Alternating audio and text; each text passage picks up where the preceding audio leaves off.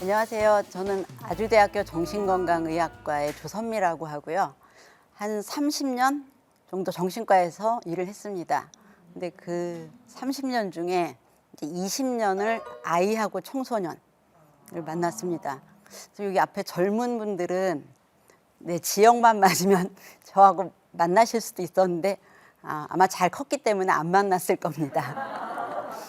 네, 그래서 제가 이제 아이들을 오래 보다 보니까 이제 이런 문제를 갖고 온 아이들이 이렇게 컸구나라든지 이런 문제를 갖고 시작한 아이들이 이제 이렇게 크는구나 하는 그 과정을 다 보면서 이렇게 부모로서 어떻게 할 수 없는 부분이 있어요. 제가 오늘 이제 이 주제를 갖고 온 것은 이제 또 젊은 사람들이 또 성장해서 아이를 낳고 키우고 또 그 자녀들이 뭐 애를 낳고 키우고 이제 이런 일이 계속 반복되는데 어느새 이제 저희 아이들이 20대가 되면서 지금은 아니지만 곧 뭐 그쵸 아이를 키우겠죠. 저한테 맡기지 않겠죠. 예. 그러면서 또 똑같은 엄마들 똑같은 고민들을 하는구나. 그러니까 이제 조카가 저한테 전화해서 뭐 작은 엄마 제 친구가요. 뭐 이제 이렇게 하고 뭐 이모 제 친구가요. 이제 이런 얘기를 계속해서 비교를 해봤어요. 예전하고 지금하고 부모님들 양육 태도를 비교해봤는데 굉장히 다른 점들이 많더라고요. 그러니까 예전에는 이렇게 군대 못 가는 애들, 그때가 제가 기억이 나는데 저희 아들이 초등학교 4학년이었어요. 집에 와서 이렇게 보고 얘가 군대를 갈 수 있나? 이런 생각이 들었어요. 근데 이렇게 너 군대 갈 수 있겠니? 했더니 군대 싫어 이러더라고요. 왜 싫어? 했더니 힘들다던데. 군대가 쉬워서 가는 사람은 없어. 이렇게 말을 하고 우리 아들이 군대를 안 가는 거는 뭐 그럴 수도 있어. 뭐 안 가면 좋아. 근데 못 가는 건 곤란하다. 이런 생각이 들었습니다. 그래서 막 그때 제가 약간 막 태권도 학원도 보내고 막 그랬던 것 같아요. 근데 지금은 지금 군 복무 중입니다. 복무 중이고요. 뭐 투덜투덜 하긴 하는데 뭐 못 살겠어 뭐 이런 얘기는 안 하고요. 집보다 밥을 더 잘 주는 것 같더라고요. 맘스터치도 주더라고요. 깜짝 놀랐습니다. 자, 그래서 이제 그 부모 교육 제가 한 20년 동안 했던 부모 교육을 이제 현대판 버전으로 요즘의 젊은 엄마들에게 이제 어떤 얘기를 해줄 수 있을까 이제 그런 마음으로 준비를 했는데요. 이제 다 애들을 열심히 키우잖아요. 자, 열심히 키우는 건 우리 아이가 성장해서 이런 사람이 됐으면 하는 거죠. 자, 성장해서 이런 사람이 됐으면 할 때 이런 사람 보통 머릿속으로 어떤 사람을 그리고 있을까요? 우리 애는 커서 이런 사람이 됐으면 좋겠어. 내가 열심히 키우는 건 그것 때문이야. 그냥 실패했어도 잘못 알았네 이런 대답 괜찮습니다. 제가 이제 보통 5세에서 10세 요 나이 또래 애들을 키우는 부모님들을 제일 많이 만났는데요. 그러니까 이렇게 뭐 일단은 5세보다 어리면 잘 먹고 잘 자고 잘 싸고 건강하면 돼. 근데 이제 7세 8세 되면서 그래도 공부 뭐 이렇게 되다가 초등학교 중학교 때는 일단 점수를 잘 받아야 좋은 대학을 가고 그래야지 뭐 취직을 잘해. 그 나중에 백수가 되면 곤란하잖아. 그래서 좋은 대학 좋은 직업까지 갔습니다. 자, 그 다음에는 몰라요. 그 다음에 지가 알아서 살아야죠. 뭐 이렇게 하는데 자, 그렇게 되면 자, 그럼 좋은 직업을 가졌으면 나는 애를 잘 키운 거고 애가 좋은 직업을 못 가지면 잘 못 키운 거냐. 이상하죠? 네, 혹시 여기 좋은 직업 가진 분? 잘 모르겠어요. 적어도 우리 부모님이 원하는 직업을 내가 가졌어 이런 분들은 많지 않을 거라고 생각해요. 이제 그게 다 엄마가 잘못 키워서 그러냐? 그건 아니라는 거죠. 자, 그래서 이제 이런 주제로 토론을 정말 많이 했던 것 같아요. 이렇게 오신 분들하고 과연 10년, 20년 후에 애가 어떻게 살고 있어야 되지? 어떻게 살고 있어야지 내가 그래도 엄마로서 최선을 다했다고 그래도 안심할 수 있지. 예. 그 토론의 결과는 주변 사람들과 원만하게 지내고 행복하다고 느끼는 사람. 동의하세요? 네. 그럼 이제 어디 가서 누구랑 뭘 하면서 살던지 간에 원만하게 지내고 사회생활이 원만하고 그다음에 뭐 괜찮아 뭐 이제 이렇게 살면은 나는 이제 엄마로서 혹은 아빠로서 내 역할을 다했다고 할 수 있다. 이제 그렇게 말씀들을 하셨습니다. 자, 그러면 이제 행복하다고 느꼈으면 좋겠다는 거죠. 행복하다. 그럼 행복이 뭐냐 하는 의문을 가질 수 있어요. 근데 이제 저는 우리나라 말로 저 행복은 참 마음에 안 드는데요. 이제 행복한 사람으로 살고 있으면 좋겠다. 이런 게 사실은 부모로서도 마음이고 자기 자신에 대해서도 그렇게 생각하시죠? 네, 행복 많이. 근데 이제 저 행복이라는 게 그 우리말로는 되게 좀 중의적인 의미가 있습니다. 저 복이라는 게 복을 받았다. 뭐 복 받은 삶이다 이러잖아요. 받는 거는 수동태입니다.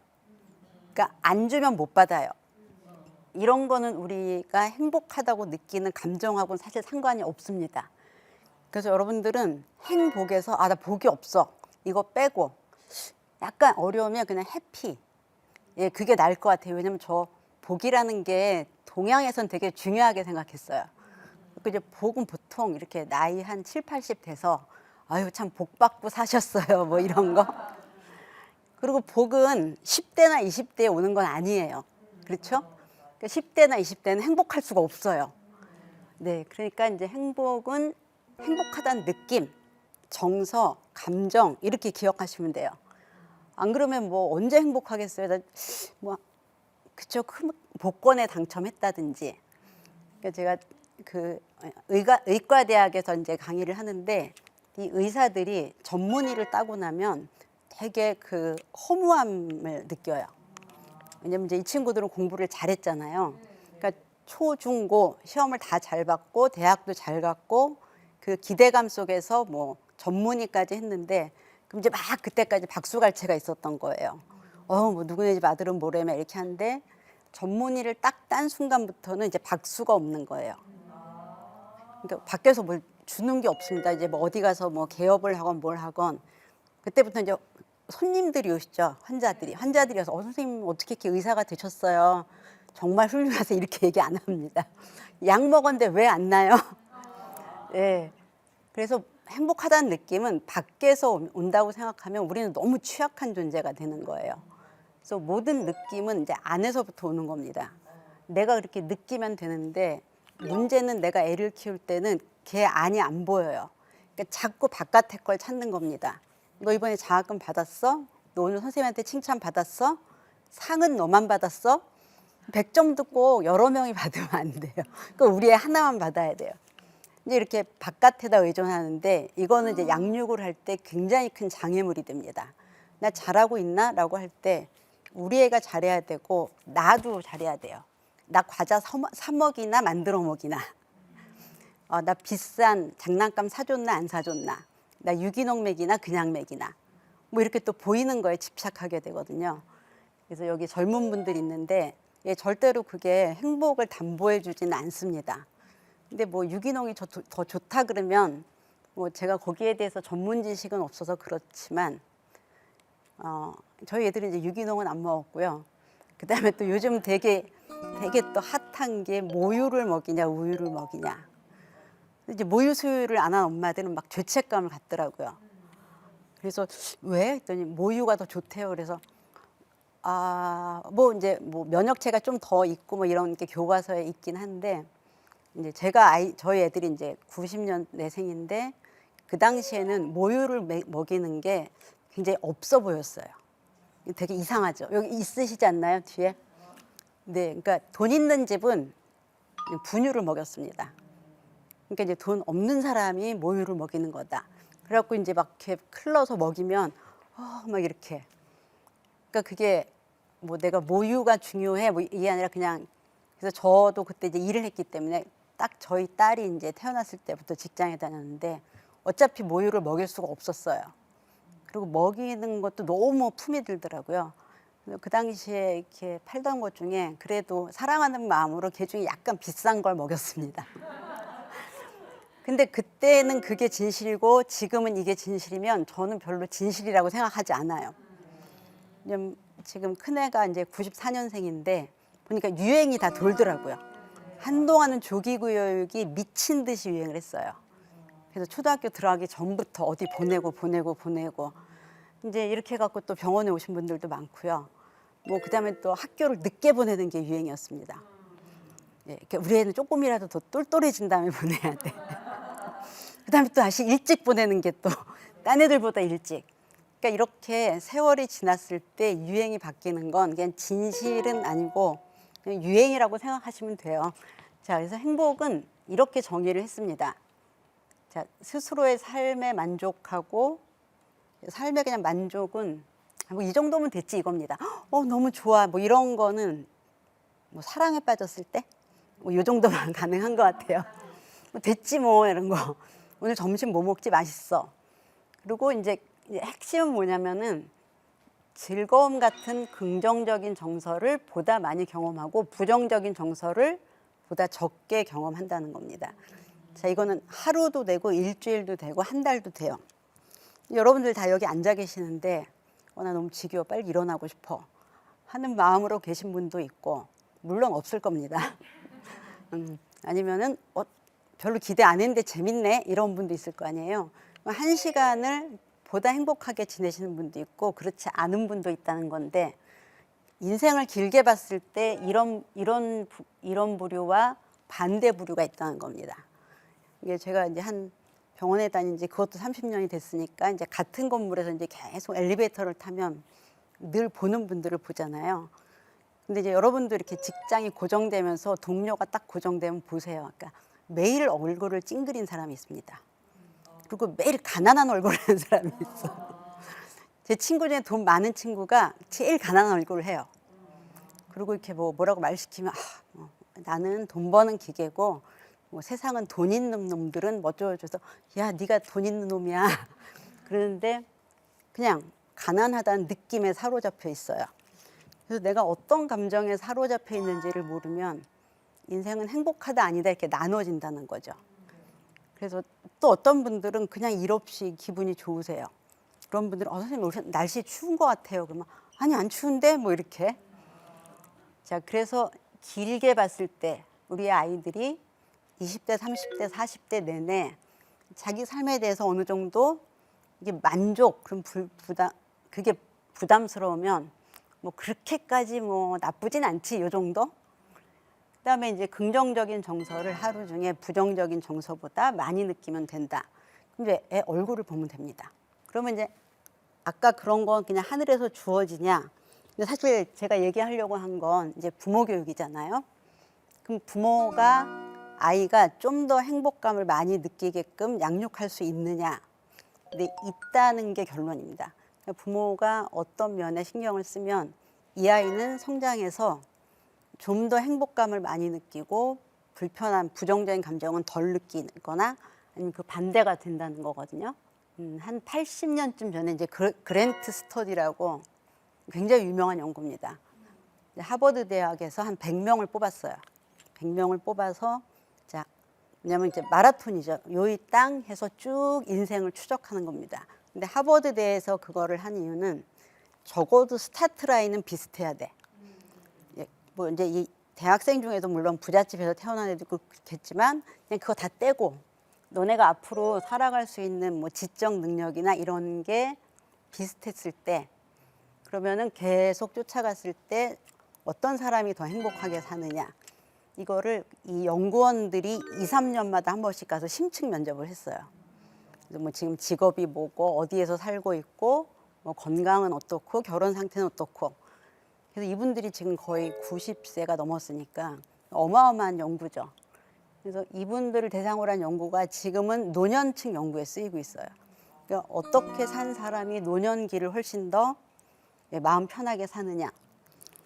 그래서 지금 우리가 생각하는 뭐 어떤 부모님을 만났냐, 어렸을 때 가난했냐, 아니냐, 뭐 맞고 자랐냐, 뭐 이런 것들이 다 들어갔습니다. 다 집어넣고 했는데 행복한 사람이 되기 위한 조건들이 쫙 순서대로 나왔는데 1번이 저거예요. 고통에 대응하는 능력.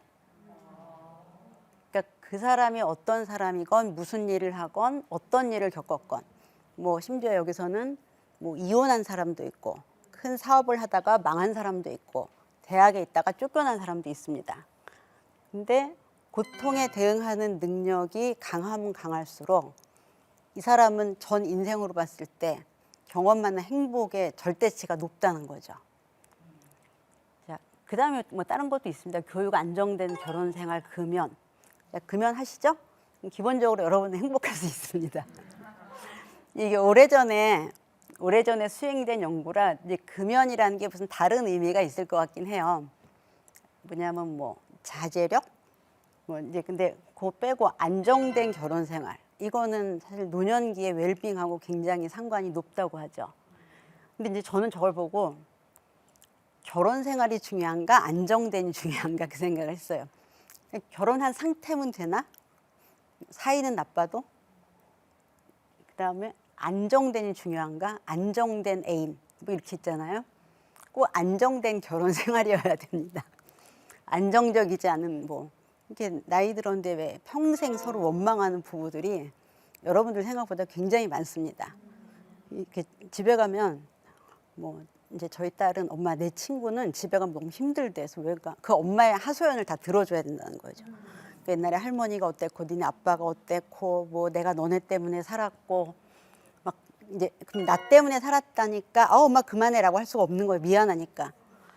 이제 뭐 좀 위로도 해드려야 되고 그럼 밖에서 뭐 맛있는 거 먹으면은 죄책감이 드니까 또 맛있는 것도 사다 드려야 되고. 근데 사실 이런 친구들이 의외로 스트레스를 많이 받는다고 하더라고요. 그럼 엄마는 이 아이가 행복한 사람이 되라고 시집살이를 참았잖아요. 근데 막상 크니까 별로 행복하지 않다고 하더라고요. 자, 그래서 핵심은 고통에 대응하는 능력. 그러니까 고통은 비슷하다는 거예요.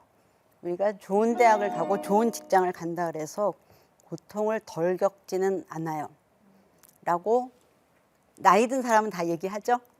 네, 이 앞에 계신 분들은 지금 당면한 뭔가 있을 거예요. 뭐, 이것만 되면 좋겠다. 저것만 되면 좋겠다. 뭐, 결혼을 좀 잘했으면 좋겠어. 수도권에서 집이 하나 있었으면 좋겠어. 좀 너무했나? 뭐, 정규직 했으면 좋겠어. 뭐, 이 분야에서 내가 이 정도 위치에 됐으면 좋겠어. 이제, 라고 다 바라는 게 있으실 텐데, 그게 되면, 그 다음에는, 나 이제 행복해 이럴까요?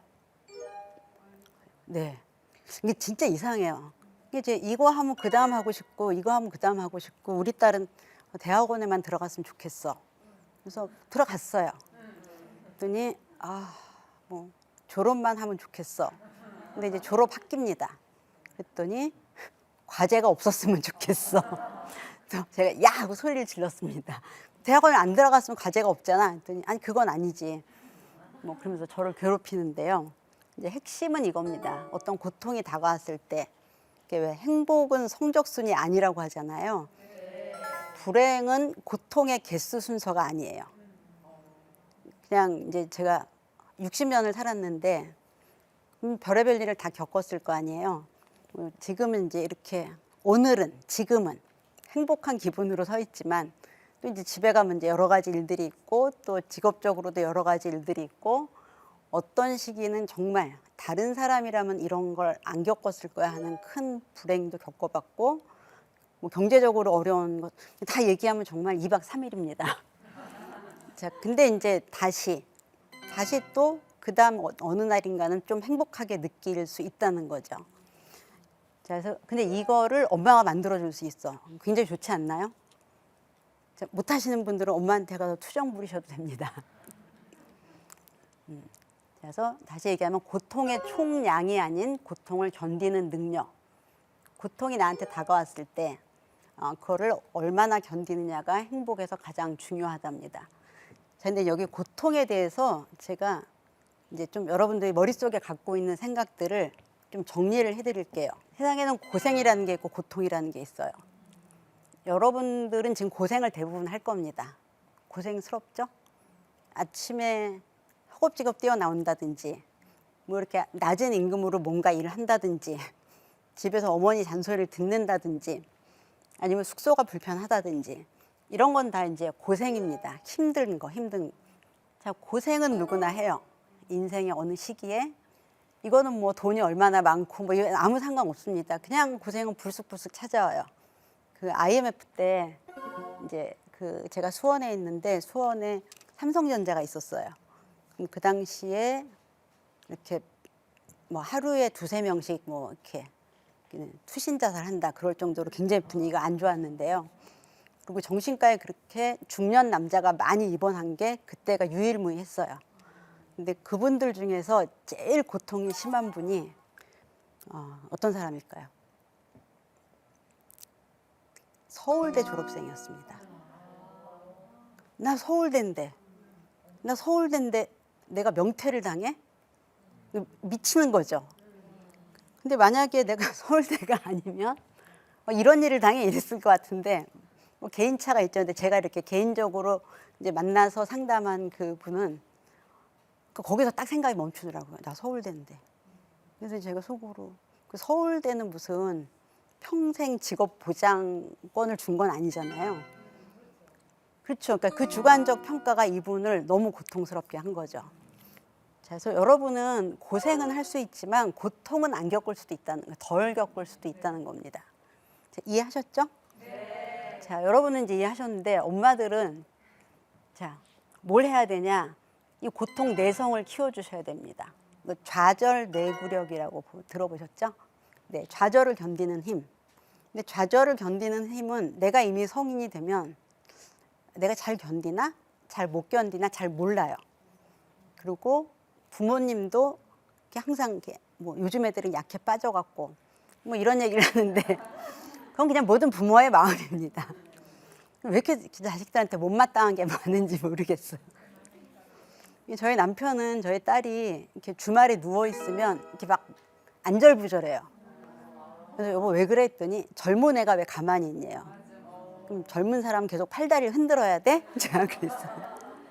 아니 나가서 뭐도 하고. 그래서 여보 제가 이번 주 내내 숙제도 하고 퀴즈도 봤는데 주말에 좀 쉬고 싶을 수 있잖아. 나가서 쉬면 좋잖아. 그러니까 여보 나가는 게 쉬는 사람이 있고 가만히 있는 게 쉬는 사람도 있어. 왜 자기 입장만 생각하면 안 되지. 그렇게 뭐라고 얘기할 때 나 심리학자야. 난 심리학자야. 기질이 다른 겁니다. 근데 우리 남편 집안에 이게 저한테는 뭐라고 못 그러고 애들이 집에 있으면 막 엄청 괴로워해요. 그래서 이렇게 집에 처박혀서 아무것도 안 한다. 그래서 아니 그게 아니야 여보. 쟤는 모처럼 느긋하게 여유를 갖는 거야. 근데 이제 이렇게 얘기를 해도 잘 안 변하니 혹시 그런 아버지를 둔 분은 좀 답답하시겠어요. 그렇죠? 뭐 하니? 뭐 이렇게 하고. 1번은 이거예요. 세상에는 싫어도 해야 할 일이 있고 하고 싶어도 참아야 할 일이 있음을 배워야 됩니다. 이게 매우 중요합니다. 근데 다 알죠. 저 싫어도 해야 할 일이 있죠. 자, 싫어도 해야 되는 건 제일 큰 거는 내가 어른이 됐을 때 내 삶을 내가 책임지는 거죠. 적어도 여기 계신 분은 내 마음에 드는 정도인지 아닌지는 모르겠지만 자기 삶을 책임지려고 노력하시는 분이잖아요. 근데 어렸을 때부터 배웠을 거라고요. 야 이건 네가 해야지. 뭐 초등학생, 중학생, 고등학생 이거 해야지 하는데 이거 안 가르쳐줘도 다 알 것 같죠. 이게 딱 말로 배운 적 있으세요? 야 싫어도 해야 돼. 싫어도 인생에는 그런 게 있어. 라고 말로는 안 배웁니다. 그리고 대부분 다 알아요. 근데 요즘은 이런 일들이 생겼어요. 이제 엄마가 설명을 해주는 겁니다. 엄마, 나 왜 학교 가야 돼? 귀여운 유치원 꼬마가 왜 학교를 가야 되냐면 네가 학교를 가면 좋은 친구를 많이 만나고 선생님한테 훌륭한 가르침을 받아서 네가 쑥쑥 크는 거란다. 이제 이렇게 얘기를 해줍니다. 친절한 엄마죠. 그러면 이제 얘는 그랬다가 또 불쑥 물어봐요. 그럼 이제 막 이렇게 근데 이제 학교 갈 날이 됐어요. 근데 애가 학교에 갔다 왔습니다. 별로 재밌지 않았어요. 그러니까 엄마, 왜 내가 학교를 가야 돼? 했더니 막 이렇게 했어. 근데 학교는 재미가 없는 걸? 좀 기다려봐. 미술을 하고 이렇게 하면 재미있을 거야. 근데 얘는 이제 가보니까 계속 자기 마음에는 안 드는 거예요. 그래서 아침마다 물어봅니다. 엄마, 왜 꼭 학교에 가야 돼? 그래서 저한테 상담받으러 오셨어요.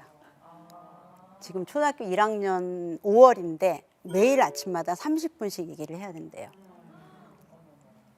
그래서 제가 그냥 가 이렇게 하세요. 아니 애가 마음이 상하지 않냐고. 그래서 어머니 하기 싫어도 마음이 상해도 해야 될 일이 있는데 애들은 학교에 가는 거예요. 이렇게 말씀을 드렸습니다. 그래도 설명을 해줘야 되지 않나요? 그럼 어떻게 설명해요? 뭐 법에 그렇게 정해져 있으니까. 근데 아이들이 일정 나이가 되면 초등교육을 받게 돼 있죠. 그거 안 보내면 벌 받습니다. 그러니까 네가 학교에 안 가면 엄마가 벌을 받아. 뭐 이해할 수 없잖아요. 근데 저는 사실 이런 경우가 많아요. 저도 겪었는데 저희 딸이 하루는 1학년 때 엄마 나 오늘 하루 쉬면 안 돼? 그래서 안 되지. 왜 안 돼? 그래서 이렇게 딱 왜 안 돼? 아니 왜 쉬어? 했더니 유치원 때는 가끔 쉬었잖아. 유치원 때는 뭐 좀 날씨가 너무 춥다든지 전날 얘가 너무 무리했다든지 그러면 오늘 하루 쉬어라. 근데 네가 엄마가 오늘 하루 쉬게 해주는 이유는 어쩌고저쩌고 안 하고 하루 쉬어 이렇게 하니까 근데 왜 초등학교는 안 된다는 거야? 그래서 아 얘가 유치원하고 초등학교의 차이를 모르는구나. 모르죠. 어떻게 알겠어요. 학제 개편이 이렇게 수시로 일어나는데. 그냥 얘가 커가면서 해야 되는 게 달라지는데 그거를 이렇게 어느 시점에서는 의문을 갖는다는 거죠. 그래서 제가 가 이렇게 이제 하려다가 저는 또 전문가잖아요. 그러니까 뭔가 얘가 얘 나이에 알아듣게끔 좀 얘기를 해주는 게 필요하겠다 해서 일단 오늘은 가. 그리고 엄마가 네가 학교 갔다 오면 설명해 줄게. 이렇게 한 다음에 이 말을 생각했어요. 세상에는 네가 아무리 싫어도 꼭 해야 되는 일이 있고 하고 싶어도 참아야 되는 일이 있는데 아직은 네가 어려서 뭐가 해야 되는 거고 뭐는 하고 싶어도 참아야 되는지 잘 모를 수 있어. 그때는 엄마가 가르쳐 줄게. 그렇게 한 다음에는 이제 한 번도 안 물어보고 쭉 갔습니다. 근데 이거를 엄마가 정해 줄게를 안 하신 분들은 계속 왜 해야 되는지를 설명을 하셔야 돼요. 근데 이제 저는 이 양육 방식을 이제 뭐에다 기준을 두냐면 성인이 됐을 때를 기준으로 둬요. 그러니까 이 아이가 어딘가에 취업을 했을 때 나 출근해야 돼. 나 출근하기 싫은데? 그렇다고 쉴 수 있는 게 아니죠. 그 기본은 학교 생활에서부터 시작이 됩니다. 그래서 아니 꼭 가야 돼. 학교는 꼭 가야지. 왜? 그냥 이거는 아무 말 안 하고 가는 거야. 결혼을 했는데 남편이 맨날 아침마다 왜 나 출근해야 돼?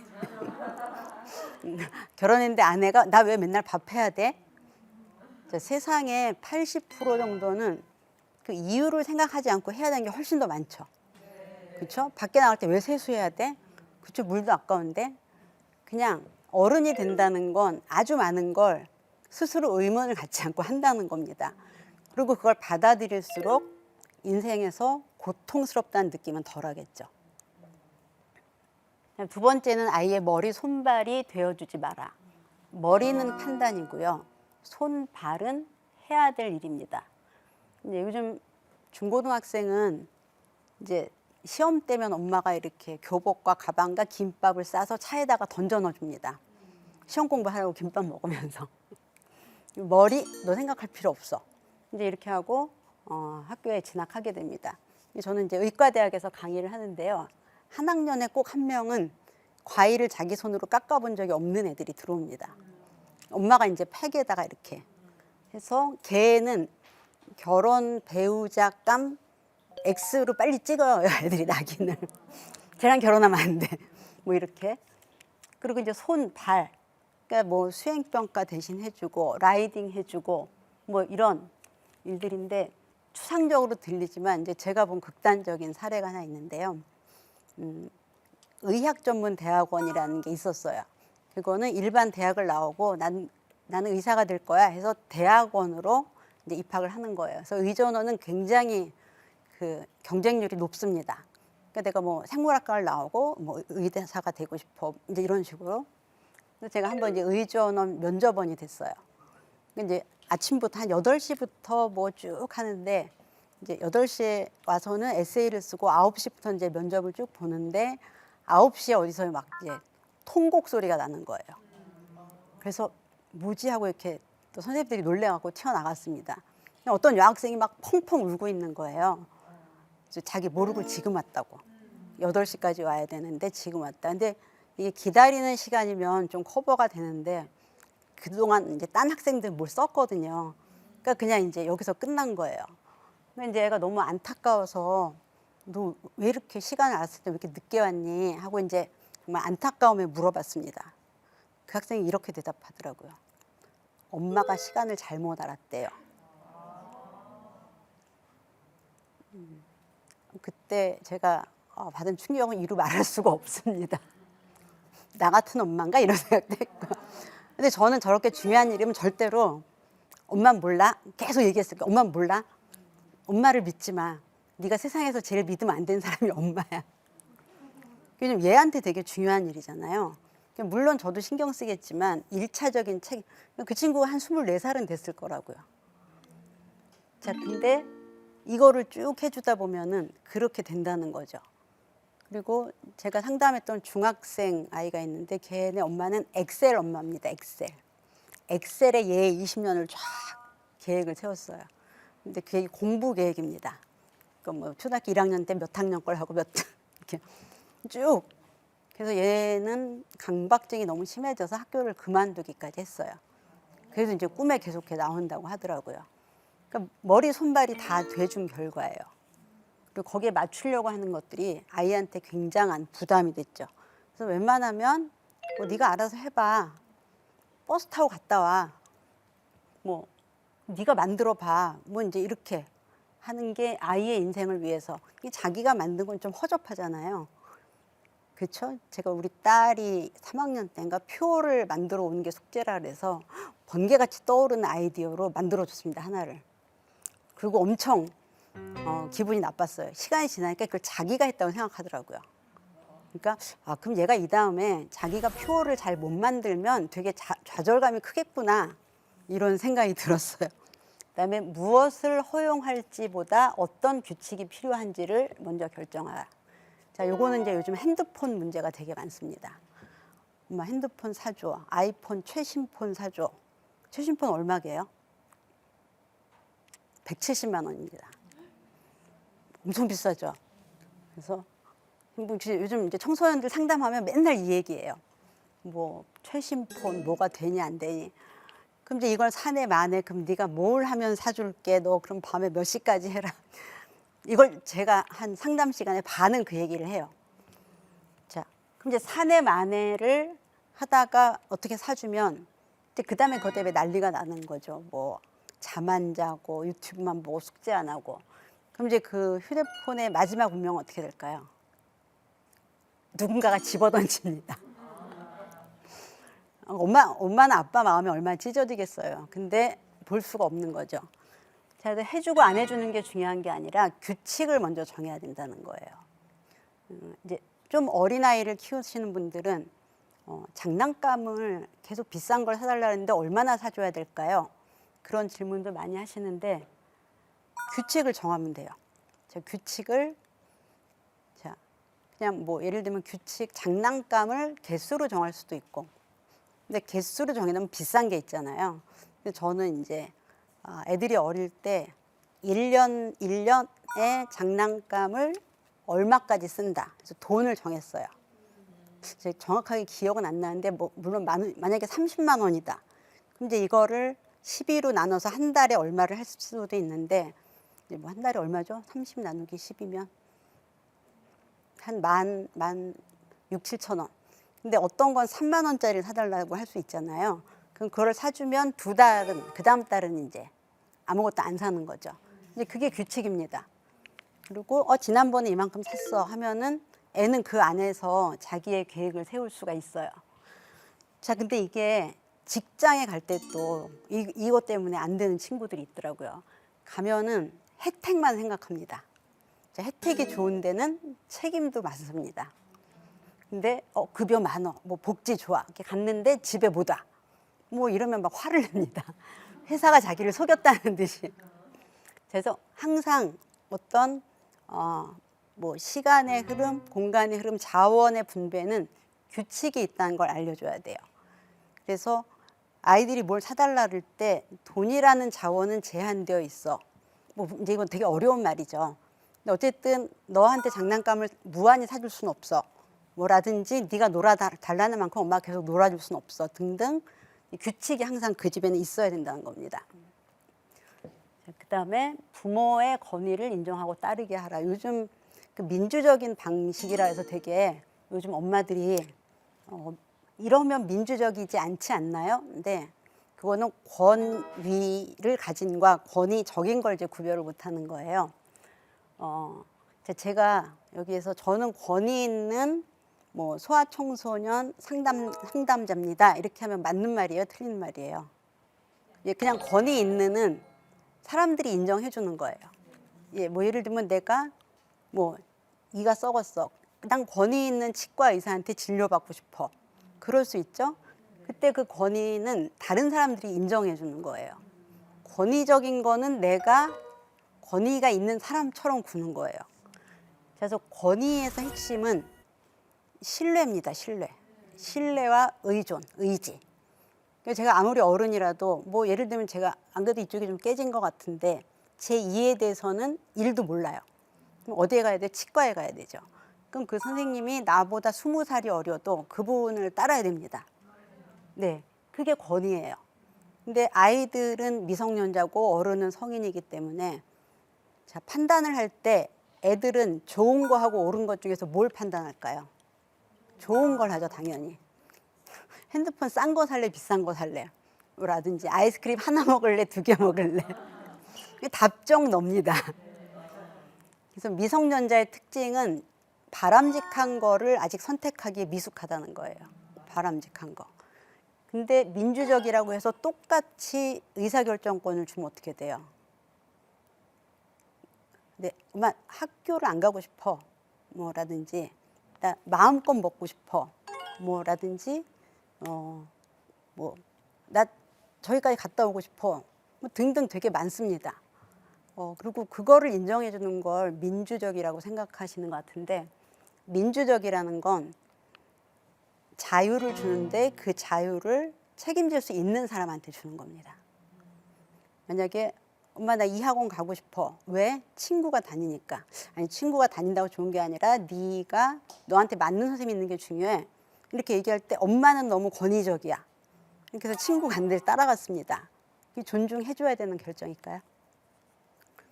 예, 고등학생이 되면서 나 엄마 그냥 수시 안 하고 정시만 할 거야. 근데 학교에 가면 쓸데없는 과목이 많으니까 학교 자퇴할래. 그런 학생들이 요즘 많습니다.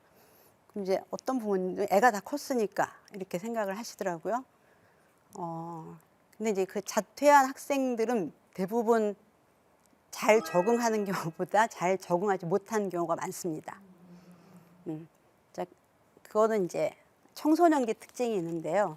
우리가 청소년기 중고등학교 때 사실 학교 생활이 힘들잖아요. 그걸 무슨 힘으로 버텨요? 친구예요, 친구. 학교를 자퇴한다는 건 그 나를 지속시켜주는 그 즐거움의 원천을 띄어낸다는 겁니다.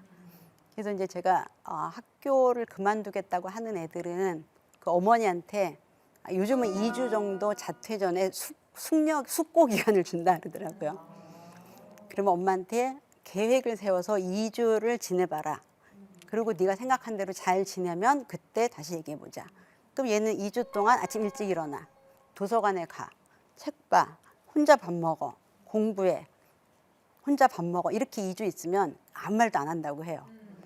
친구 힘을 무시했던 거죠. 네. 그래서 이제 그러니까 여러분들은 이제 여기 결혼 안 하신 분들은 민주 시민이고 성인이고 한 성인으로서 책임을 질 수 있기 때문에 부모님의 권위적인 결정은 안 따라도 됩니다. 그러니까 여러분이 우리 엄마 아빠는 이 부분에서는 정말 믿을만하고 결정을 의지해도 돼 이러면 권위가 있는 이에요. 근데 엄마는 이것도 모르고 아빠도 이거 해보지 않았잖아. 근데 이렇게 하라 그래. 그럴 때는 권위적이 될 수 있어요. 그리고 이 2개를 반드시 나눠봐야 된다는 거고요. 그 다음에 이제 많은 부모님들이 아이가 실수하는 걸 되게 힘들어하세요. 자, 야 그거 하면 안 된댔지. 그렇게 그리기 시작하면 안 된댔지. 거기는 안 돼. 뭐 이제 등등등등 굉장히 많습니다. 자, 그러면 이제 엄마가 정말 성공적으로 키웠어요. 그래서 애가 별로 실수를 안 했습니다. 자, 그러다가 어느 날 실수를 했어요. 얼마나 괴로울까요? 나 서울대 나왔는데 명퇴했어. 그런 게 되는 거죠. 그리고 학습 심리학자들이 학습에 대해서 연구를 했는데 학습이 제일 많이 이루어지는 순간은 우리가 실수를 하면 이제 마음이 안 좋잖아요. 그래서 그 마음이 안 좋은 꼭대기에서 내려올 때 학습이 제일 잘 된대요. 이제 제가 한번 보이스피싱을 당했는데 그전에는 이제 이 전화에 대한 긴장감이 없었어요. 왜냐면 전화 오면 누구야 막 이렇게. 그러니까 그때 진짜 가슴이 아프고 가슴이 아프다. 나 바본가 이런 생각이 들더라고요. 근데 이제 그래서 그것 때문에 은행에 갔는데 그 은행 직원분 말씀이 정말 위로가 됐습니다. 경찰관분도 당하시더라고요. 네. 실수를 하고 나니까 다시는 겪지 않으리라 하는 것들이 있죠. 그 저희 애들이 어렸을 때는 요즘 포켓몬빵 아세요? 네, 그 빵 사려고 줄 서 있는 거. 그 빵과 스티커. 네, 부모가 보기에는 그거 아무것도 아닌데 걔네들 이제 목숨을 걸거든요. 근데 이제 목숨 걸고 그걸 사는데 이를테면은 그거를 그래도 먹어보고 사보고, 그러니까 그래 그럼 네가 기다릴 수 있으면 사. 해서 못 살 때도 있고 사봤는데 별거 아니다 이렇게 해야지 어떤 경험이 축적되는 거죠. 그러니까 바란다고 해서 좋은 것만은 아니구나. 근데 이런 것들을 실수를 통해서 배우는 거고요. 이게 우리 아들도 한동안 그런 그 사은품 되게 허접한 거 있는 걸 한동안 사더니 처음에 우리 남편이 못 사게 했어요. 야, 이건 과자도 적어. 이 풍선은 곧 터질 거야. 근데 어른 눈에는 보이죠. 그래서 아니 여보 나도 풍선이 터지는 걸 봐야 아이가 뭘 고를지 알지. 그래서 우리 아들은 돈을 진짜 정말 가성비가 떨어지면 너무 힘들어 하더라고요. 제가 볼 때 걔는 가성비의 화신이에요. 자, 그 다음에 요거는 이제 진짜 어린 아이들에 해당하는 건데요. 세상의 중심이 내가 아님을 알게 하라. 요즘 이제 이런 아이들이 많아졌는데요. 엄마, 아빠, 할머니, 할아버지가 서로 얘기하는 걸 못 보는 아이들이 있어요.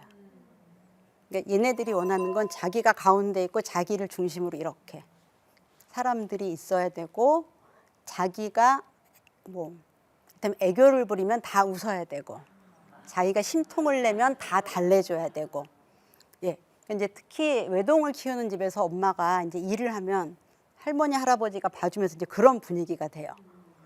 그래서 심하면 엄마 아빠 둘이서 말하는 것도 이렇게 중간에 와서 끊습니다.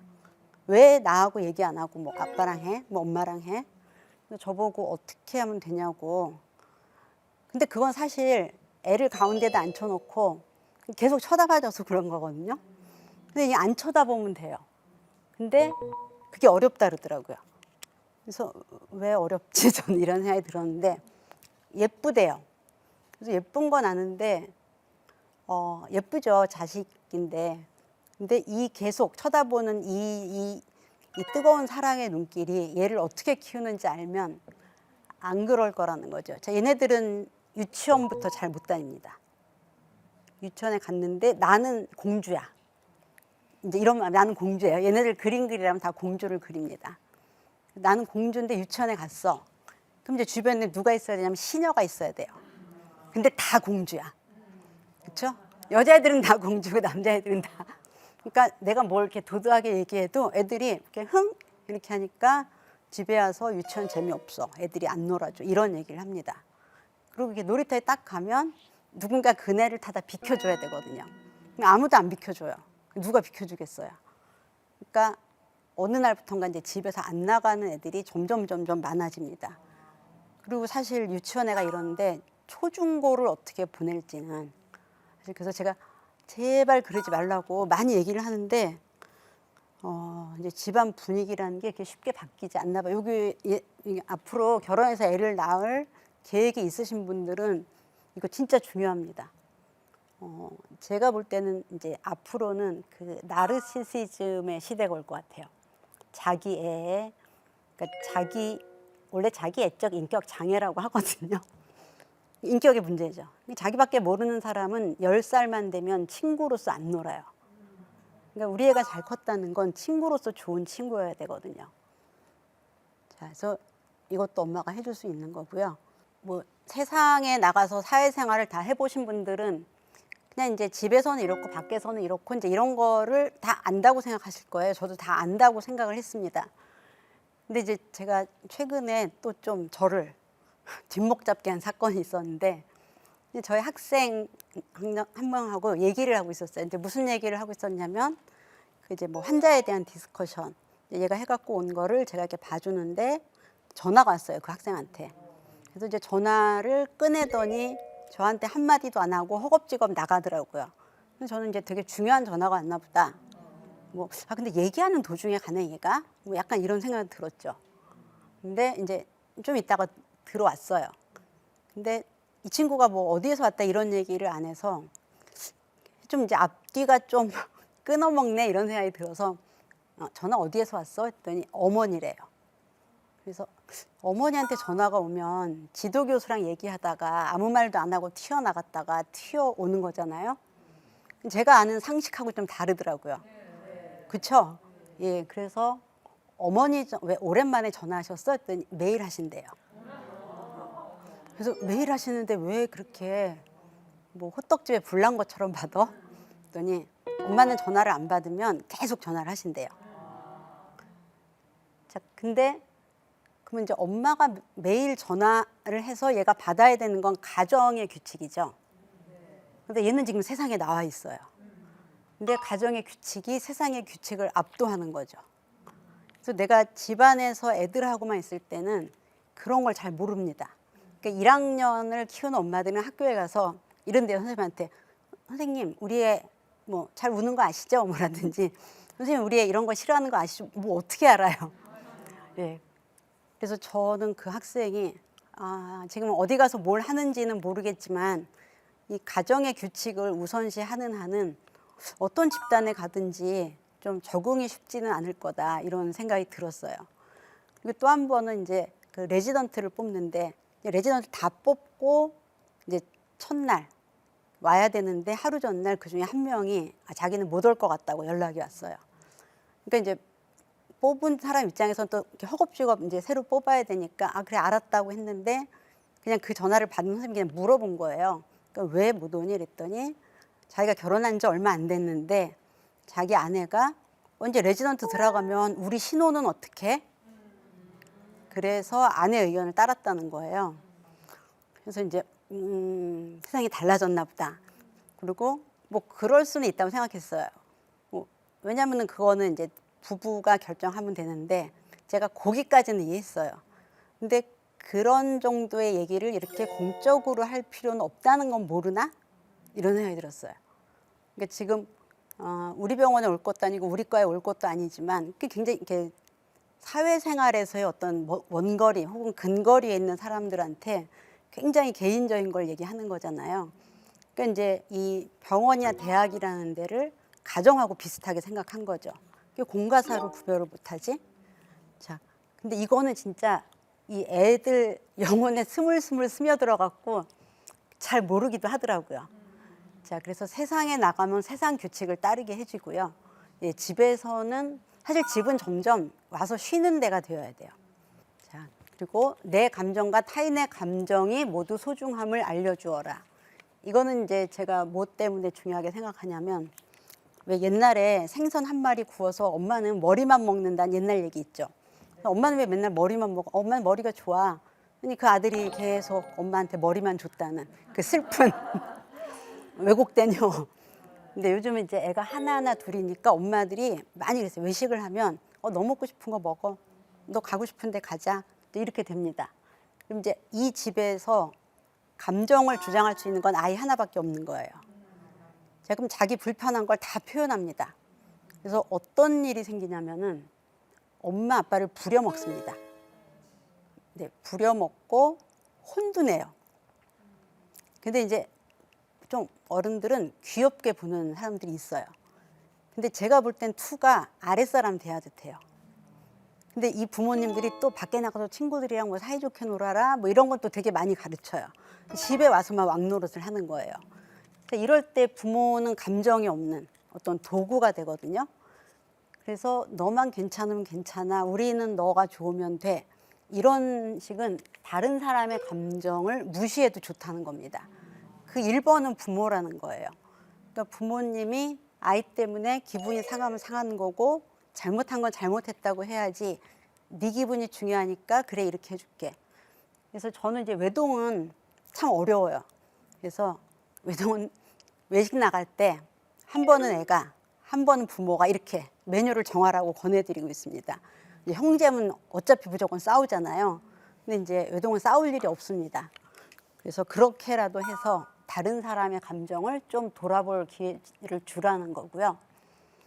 자, 자유와 자유를 줄 때 똑같은 정도의 의무와 책임을 주어라. 이제 아까 이게 그 얘기입니다. 자유와 자율은 그 끝에 자기가 책임을 져야 됩니다. 요즘 뭐 군대에 가면은 이제 그 훈련병 때 난 힘들다 그러면 이제 일단 나갈 수가 있어요. 그러니까 많은 남 청년들이 뒤를 생각 안 하고 나옵니다.